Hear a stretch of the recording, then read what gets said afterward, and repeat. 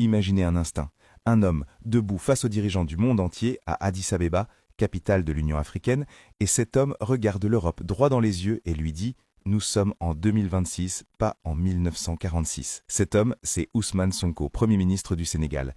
Et ce qu'il vient de faire à la 39e session ordinaire de l'Union africaine, mes chers amis, va redéfinir les relations entre l'Afrique et le reste du monde. Accrochez-vous, parce que ce que vous allez entendre dans cette vidéo, aucun média mainstream ne vous le présentera sous cet angle. Restez jusqu'à la fin, parce que les implications de cette journée du 15 février 2026 sont absolument colossales pour chaque Sénégalais, chaque Africain et pour l'avenir de tout un continent. Alors, qu'est-ce qui s'est réellement passé à Addis Abeba? Le Premier ministre Ousmane Sonko, représentant le président Bassirou Diomaye Faye, ne s'est pas contenté d'assister à un sommet. Non, il a transformé cette tribune en une démonstration de force diplomatique que le Sénégal n'avait jamais connue dans son histoire récente. Première rencontre stratégique, Antonio Guterres, le secrétaire général des Nations Unies en personne.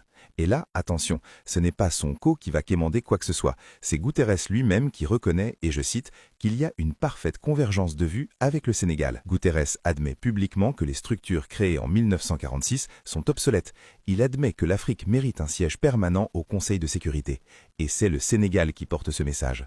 Pas le Nigeria, pas l'Afrique du Sud. Le Sénégal. Vous mesurez la portée de ce moment? Pendant des décennies, nos dirigeants allaient à ces sommets pour serrer des mains, prendre des photos et revenir avec des promesses vides. Aujourd'hui, c'est le secrétaire général de l'ONU qui valide la vision sénégalaise de la réforme du multilatéralisme. Et ce n'est que le début de cette journée hystérique. Deuxième rencontre, et celle-ci va vous surprendre. Giorgia Meloni, la présidente du Conseil italien, l'une des dirigeantes les plus influentes d'Europe. Et qu'est-ce qu'elle propose? Elle propose, dans le cadre de son fameux plan Mattei, de revoir la dette des pays africains. Vous avez bien entendu, revoir la dette.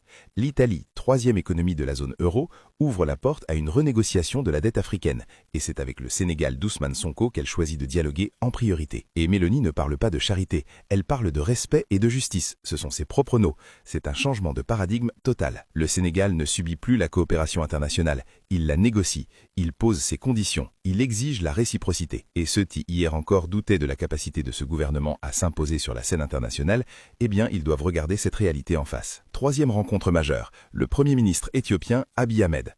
Et là, on entre dans le cœur de la doctrine qui va définir la prochaine décennie africaine. Sonko et Abiy Ahmed partagent une vision commune qu'ils appellent la souveraineté intégrée.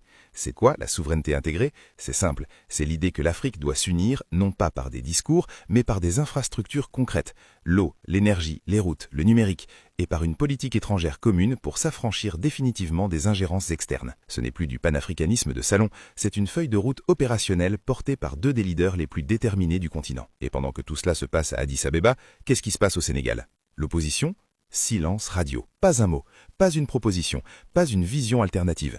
Et c'est logique, mes amis, parce que comment critiquer un gouvernement qui, en une seule journée, obtient l'aval de l'ONU pour réformer le Conseil de sécurité, ouvre des négociations sur la dette avec l'Europe et forge une alliance stratégique avec l'Éthiopie? Toute critique dans ce contexte serait perçue comme ce qu'elle est réellement, un refus de voir le Sénégal avancer, un sabotage du progrès national. Mais attendez, il y a encore plus fort. Cette même journée du 15 février 2026, le traité BBNJ entre en application depuis le 17 janvier. Ce traité, pour ceux qui ne le connaissent pas encore, c'est ce qu'on appelle la Constitution des océans.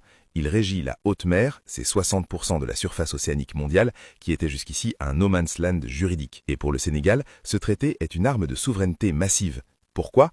Parce que nos pêcheurs artisanaux, le gorgorlou de la mer, celui qui se lève à 4 heures du matin pour nourrir sa famille, ce pêcheur était victime depuis des années des bateaux pirates, de la surpêche industrielle, des tralutiers étrangers qui venaient piller nos ressources halieutiques en toute impunité. Désormais, avec ce traité juridiquement contraignant, l'État sénégalais dispose d'un cadre légal international pour protéger ses ressources. Les stocks de poissons qui migrent vers nos côtes sont désormais protégés. La pollution plastique qui détruit nos écosystèmes marins peut enfin être combattue avec la force du droit international. Et ce n'est pas un hasard si le Sénégal a été l'un des premiers pays à ratifier ce traité. C'est une décision stratégique, réfléchie, qui montre que ce gouvernement pense à long terme. Et pendant que le Sénégal rayonne à l'international, que se passe-t-il sur le terrain? À Kaolack, 2000 femmes sont formées au marketing digital et à l'intelligence artificielle. Vous avez bien entendu, 2000 femmes dans une ville de l'intérieur du pays, pas à Dakar, pas dans les beaux quartiers. Non, à Kaolack, au cœur du Sénégal profond. Ces femmes apprennent à utiliser les outils numériques pour booster leur chiffre d'affaires, pour devenir des entrepreneuses autonomes, pour ne plus dépendre de personne. C'est ça la vraie révolution. Ce n'est pas des discours creux sur l'émancipation, c'est de la formation concrète opérationnelle qui transforme des vies. Et ce programme, en partenariat avec l'UNCHAC, prouve une chose fondamentale. Ce gouvernement ne se contente pas de briller à l'international, il investit dans le capital humain, dans les femmes, dans les régions. Et puis, il y a cette image qui a fait le tour des réseaux sociaux hier soir. Matam, 23h. Une foule immense, électrique, vibrante, qui accueille le trophée de la CAN 2025. Le trophée continental qui traverse le pays, qui va dans chaque région, qui touche chaque cœur. Et à Matam, terre natale de héros comme Kalidou Koulibaly, ce trophée est devenu le symbole de l'unité nationale. Ce n'est pas juste du football, mes amis, c'est du marketing territorial de génie. C'est la preuve que l'État est présent partout, que la fierté nationale n'est pas réservée à la capitale, que chaque Sénégalais, qu'il soit à Dakar, à Ziguinchor ou à Matam, fait partie de cette victoire collective. Alors oui, il reste des défis. La société civile alerte sur les féminicides, 18 en 2025, 3 déjà en 2026, et cette urgence doit être entendue. Le bitumage de l'axe Darou-Karim-Touba reste une priorité. Les attentes sont immenses. Mais regardons les choses en face. Quand est-ce que le Sénégal a eu un gouvernement capable de négocier la dette avec l'Europe, de protéger ses océans par le droit international, de former des milliers de femmes à l'IA et de faire vibrer tout un pays autour d'un trophée, tout cela en une seule journée? La réponse est simple. Jamais. Ce que nous vivons en ce 15 février 2026, c'est l'émergence d'un nouveau Sénégal. Un Sénégal qui ne quémande plus, un Sénégal qui négocie d'égal à égal. Un Sénégal qui protège ses ressources et investit dans ses citoyens. Et à la tête de cette transformation, il y a un Premier ministre qui, qu'on l'aime ou qu'on le critique, force le respect du monde entier. Ousmane Sonko n'est plus seulement un leader politique sénégalais, il est en train de devenir l'une des voix les plus écoutées du continent africain. Et ça, mes chers amis, c'est un fait, pas une opinion, un fait vérifiable par quiconque a suivi cette journée historique à Addis-Abeba. Dites-moi dans les commentaires ce que vous en pensez.